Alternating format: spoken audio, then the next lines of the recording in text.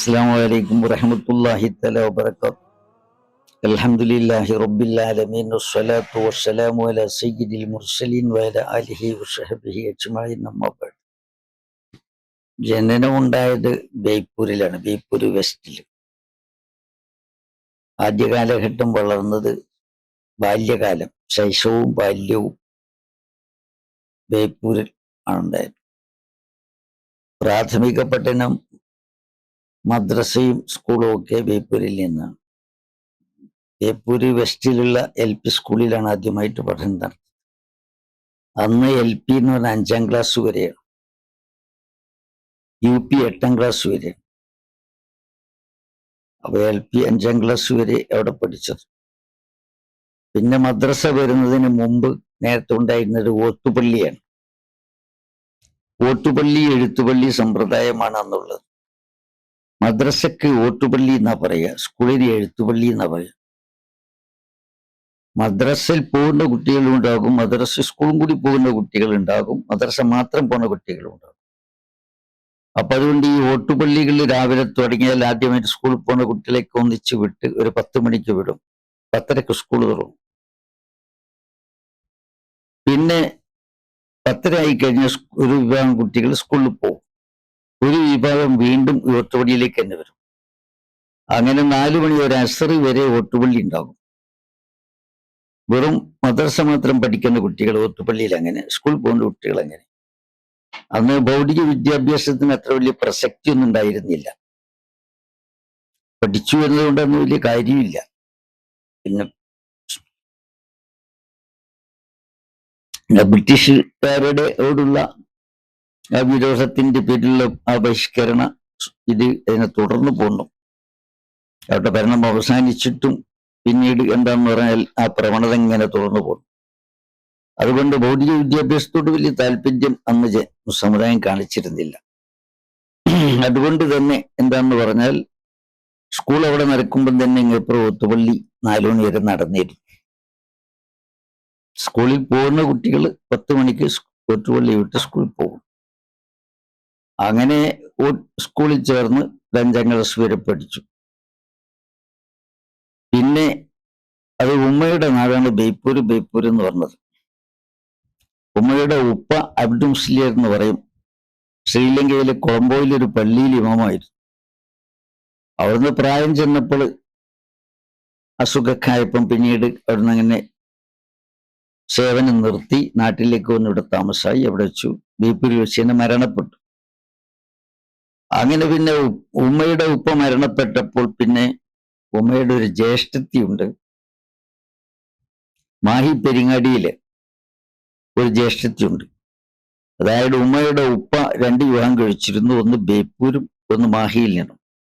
മാഹി കാർലിയുടെ പെങ്ങളുടെ മകളായിരുന്നു. അങ്ങനെ ഉമ്മയുടെ ഉപ്പ അവിടെ നിന്ന് ഒരു വിവാഹം ചെയ്തു.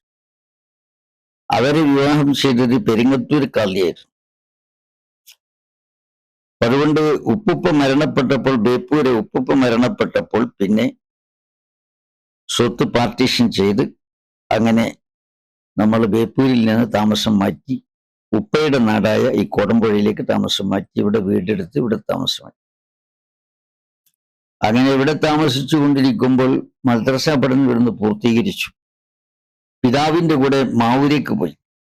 35 വർഷം മാവൂരില് മുദ്ദരീസും ഖത്തീബും എല്ലാം ഇമാമും എല്ലാം സേവനം ചെയ്തു. ഉപ്പ മാവൂരില് ഒരു 35 വർഷത്തോളം അവിടെ ഉപ്പയുടെ കൂടെ അങ്ങനെയാണ് കിതാബുകളൊക്കെ പ്രാഥമികമായിട്ട് പഠിച്ചത്. 5 വർഷക്കാലം ഉപ്പയുടെ അടുത്ത് പഠിച്ചു. പിന്നീട് അവിടെ നിന്ന് ഉപരിപഠനത്തിന് വേണ്ടി വാഴക്കാട് ദാറുൽ ഉലൂമിലേക്ക് വന്നു. അന്ന് അവിടെ കണ്ണിയത്ത് ഉസ്താദാണ് പ്രിൻസിപ്പാൾ. പ്രിൻസിപ്പാളിന് അന്ന് സദർ മുദരിസ് എന്ന് പറയുക. പ്രിൻസിപ്പാളിന്റെ പ്രയോഗം പിന്നീടാണ് വന്നത്. സദർ മുദരിസ് സദർ ഉസ്താദ് എന്നൊക്കെയാണ് പറയുക. പിന്നീട് അത് പ്രയോഗം മദ്രസയിലേക്ക് മാത്രം മാറി സദർ എന്നുള്ളത്. പിന്നീട് ഇങ്ങോട്ട് അമീദ് അല്ലെങ്കിൽ പ്രിൻസിപ്പാൾ എന്നുള്ള പേര് കോളേജിലേക്ക് വന്നതാണ്. അങ്ങനെ അവിടെ വാഴക്കാട് ദാറുൽ പഠിച്ചുകൊണ്ടിരിക്കുമ്പോൾ ഇടക്കാലത്ത് അസുഖം വന്നു. വയറ്റിൽ വേദന എന്ന് പറയുന്ന അസുഖം, ഉദരാസ്വാസ്ഥ്യം, അത് കുറെ നേരത്തെ തന്നെ തുടങ്ങി. അപ്പൊ അതിന്റെ ട്രീറ്റ്മെന്റിന് വേണ്ടി കുറച്ചു കാലം സ്വന്തം നാട്ടിൽ കോടമ്പുഴയിൽ തന്നെ താമസിച്ചു. അപ്പോൾ പഠനം മുടങ്ങാതിരിക്കാൻ വേണ്ടി കോടമ്പുഴ ജുമാറ്റ് പള്ളിയിൽ ബാലവി ജുമാറ്റ് മസ്ജിദിൽ അന്ന് ബഹുമാനപ്പെട്ട ഷെയ്ഖുന ബീരാങ്കോയ ഉസ്താദിന്റെ ദർശനം, തിരുമുഖത്തുകാരനായ ബീരാങ്കോയ ഉസ്താദ് അന്ന് ഇവിടെ ദർശനത്തിക്കൊണ്ടിരിക്കുക. അദ്ദേഹത്തിന്റെ ദർസിൽ ചേർന്നു ചികിത്സ തുടരുന്ന സമയത്ത് തന്നെ കുറച്ചു കാലം ഇവിടെ 2 വർഷത്തോളം നാട്ടിൽ തന്നെ താമസിക്കേണ്ടി വന്നു. അല്പം അസുഖം ആശ്വാസം വന്നപ്പോൾ വീണ്ടും വാഴക്കാട്ടേക്ക് തന്നെ പോയി. അവിടെ നിന്ന് ആണ് പഠനം പൂർത്തിയാക്കിയത്. മുത്തവലി വരെയുള്ള പഠനം പൂർത്തിയാക്കിയിട്ട് വാഴക്കാട് ദാറുൽ ഉലൂമിൽ നിന്ന്. അതിനിടയ്ക്ക് ഇടക്കാലത്ത് എന്താന്ന് പറഞ്ഞാൽ പിന്നീട് ഭൗതിക വിദ്യാഭ്യാസം എന്ന് പറഞ്ഞാൽ ജനറൽ ക്വാളിഫിക്കേഷൻ SSLC മാത്രമേ ഉള്ളൂ. അത് 5ാം ക്ലാസ് കഴിഞ്ഞ ശേഷം 7th സ്റ്റാൻഡേർഡ് പിന്നീട് ഓവറേജ് കാൻഡിഡേറ്റ് എന്ന നിലക്ക് പ്രൈവറ്റ് ആയിട്ട് വാഴക്കാട് ദല്ലൂമിൽ നിന്ന് വാഴക്കാട് ഹൈസ്കൂളിൽ നിന്ന് എഴുതി. പിന്നീട് SSLC മറ്റേ JDT ഹൈസ്കൂളിൽ നിന്നാണ് SSLC പ്രൈവറ്റ് ആയിട്ട് എഴുതി. അങ്ങനെ പ്രൈവറ്റ് ആയിട്ട് SSLC എഴുതിയെടുത്തിട്ടുണ്ട്. അതല്ലാതെ പിന്നീട് ഭൗതിക പഠനം തുടരാൻ സാധിച്ചിട്ടില്ല.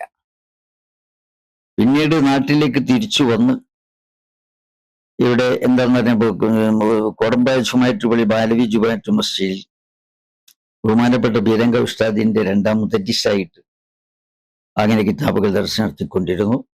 അതിനിടയ്ക്ക് ഇവിടെ നാട്ടിലേക്ക് ചെയ്യാൻ കഴിയാവുന്ന പരമാവധി സേവനങ്ങളൊക്കെ ചെയ്തുകൊണ്ടിരുന്നു. പിന്നീട് ആണ് നമ്മുടെ ദാറുൽ മാരിഫ് ഇസ്ലാമിക് സെന്റർ രൂപീകരണത്തിന്റെ ആവശ്യകത വന്നത്. കോടമ്പുഴ ജുമാ മസ്ജിദിൽ നമ്മൾ ഒരു വിപുലമായ 1001 മെമ്പർമാർ പങ്കെടുക്കുന്ന വലിയ ദിക്ർ ഹൽക്കയും മറ്റും നമ്മുടെ സംഘടനയുടെ കീഴിൽ സംഘടിപ്പിച്ച് നടന്നുവരികയാണ്.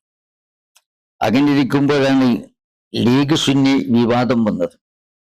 അപ്പോൾ അവർ ബലാത്കാരമായി തടഞ്ഞു. പള്ളിയിൽ വെച്ചുള്ള നമ്മുടെ ദർസും അതുപോലെ തന്നെ ദിക്റും അതുപോലെ മാസം തടഞ്ഞ സ്വലാത്തും എല്ലാം തടഞ്ഞു.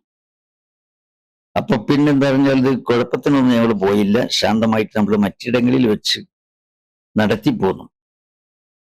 ഒരു ദിക്ർ ഹൽക്കൊക്കെ എന്താ ഞായറാഴ്ച ദിക്ർ ഹൽക്ക് നടക്കേണ്ടത് വെള്ളിയാഴ്ച എന്നാണ് അവര് തടഞ്ഞത്. ഇനി നടത്താൻ സമ്മതിക്കൂല എന്ന് പറഞ്ഞു. അവിടെ മുത്തവല്ലീനെയൊക്കെ പിടിച്ച് അങ്ങനെ എന്താന്ന് പറഞ്ഞാൽ ഒരു ബഹളം വെച്ച് നടത്താൻ സമ്മതിക്കില്ല എന്ന് പറഞ്ഞു.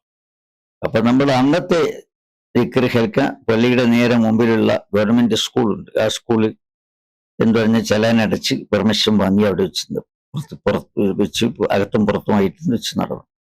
ആ ദിക്ർ ഹൽക്കയ്ക്ക് ബഹുമാനപ്പെട്ട കാന്തപുര ഉസ്താദ് നേതൃത്വം നൽകി. പിന്നീട് നമ്മൾ ഓപ്പൺ സ്ഥലങ്ങളിലൊക്കെ എന്തെങ്കിലും വലിയ പന്തലിട്ടുകൊണ്ട് നടത്തും. ഇടയ്ക്ക് ഒരിക്കൽ ചുങ്കറ്റ് വെച്ച് നടത്തിയിട്ടുണ്ട്. ഒരിക്കൽ ചെറുവണ്ണൂര് അബൂബക്കർ ഹാജിയുടെ വീട്ടു പരിസരത്ത് വെച്ച് നടത്തിയിട്ടുണ്ട്. അങ്ങനെ വെള്ളങ്ങളിൽ വെച്ച് ദിക്ർ മുടങ്ങാതെ പോന്നു.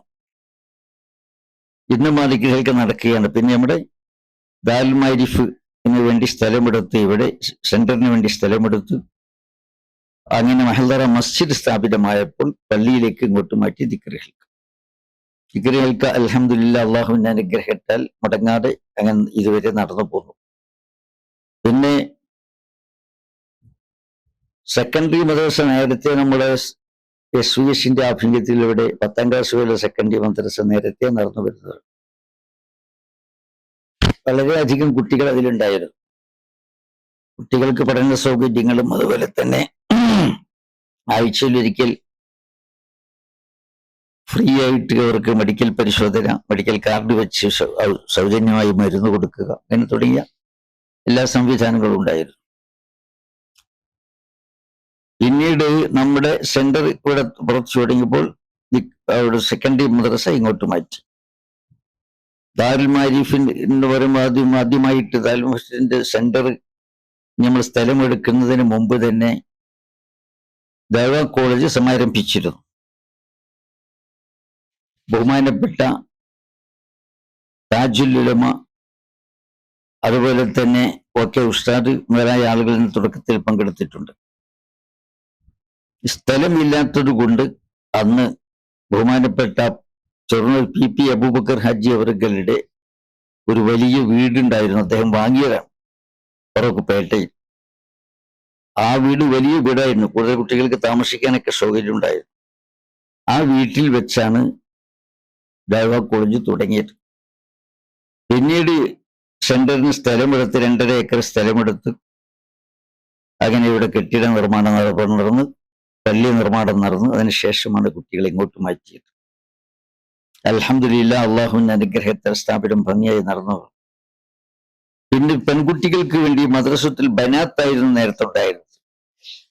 അത് വികസിപ്പിച്ച് വിപുലീകരിച്ച് പിന്നീട് വിമൻസി അക്കാദമി എന്ന പേരിൽ +2 വരെ പഠിക്കുവാനുള്ള സൗകര്യം ഏർപ്പെടുത്തി. ഉപരിപഠനത്തിന് ആഗ്രഹിക്കുന്ന കുട്ടികൾക്ക് അതിനുള്ള സൗകര്യവും ഏർപ്പെടുത്തി. അപ്പൊ നല്ല കാര്യക്ഷമമായ സിലബസുകൾ ഏർപ്പെടുത്തിക്കൊണ്ട് 8ാം ക്ലാസ് മുതൽക്ക് +2 വരെ പെൺകുട്ടികൾക്ക് പഠിക്കാനുള്ള സംവിധാനം വിമൻസ് അക്കാദമിയിലും ഏർപ്പെടുത്തിയിരിക്കുകയാണ്. പിന്നെ നമ്മൾ സ്ഥാപനം പ്രവർത്തനം തുടങ്ങിയ കാലഘട്ടം മുതൽക്ക് തന്നെ കേരളത്തിൽ നിന്ന് തിരഞ്ഞെടുക്കപ്പെടുന്ന പ്രഗത്ഭരായ ആളുകൾക്ക് വർഷാന്തം അല്ലെങ്കിൽ ഓരോ സമ്മേളനത്തിലും സന്നദ്ധദാന സമ്മേളനത്തിലും ഗസാലി അവാർഡ്, ഇമാം ഗസാലി റഹ്മത്തുള്ളാഹി അലൈഹി അവരുടെ നാമധേയത്തിലുള്ള അവാർഡ് നൽകി വരുന്നുണ്ട്. പിന്നെ വിവാഹ സഹായം ഇവിടെ ദിക്ർ ഹൽക്ക മെമ്പർമാരിൽ നിന്ന് അർഹരായിട്ടുള്ള ആളുകൾ അവരുടെ അപേക്ഷ സ്വീകരിച്ചുകൊണ്ട് വിവാഹ സഹായം നൽകി വരുന്നു. നേരത്തെ നമ്മൾ വിവാഹ സഹായത്തിന് കൂടുതൽ വലിയ ഫണ്ട് ഉണ്ടായിരുന്നപ്പോൾ 4 പേർക്ക് നൽകിയിരുന്നു. പിന്നീട് ആ ഫണ്ടിലേക്ക് സഹായദാനം നടത്തിയിരുന്ന പലരും മരണപ്പെട്ടു. ബഹുമാനപ്പെട്ട സിദ്ദീഖ് ഹാജി ചമ്മാട് അതുപോലെയുള്ള പല ആളുകളും ഉണ്ടായിരുന്നു. അവരൊക്കെ മരണപ്പെട്ടു. നമ്മുടെ കമ്മിറ്റിയുടെ വൈസ് പ്രസിഡന്റ് കൂടിയായിരുന്നു അദ്ദേഹം. നൂറുല്ലാഹു ബറകത്തുഹു നഫഅന. അങ്ങനെ അതിന്റെ ഫണ്ടിന് ശോഷണം സംഭവിച്ചപ്പോൾ പിന്നെ ഇപ്പോൾ ഒരാൾക്ക് മാത്രമേ കൊടുക്കാറുള്ളൂ. ഇനി ഫണ്ട് ഒന്നുകൂടി വികസിപ്പിക്കണമെന്ന് ആലോചിച്ചുകൊണ്ടിരിക്കുകയാണ്.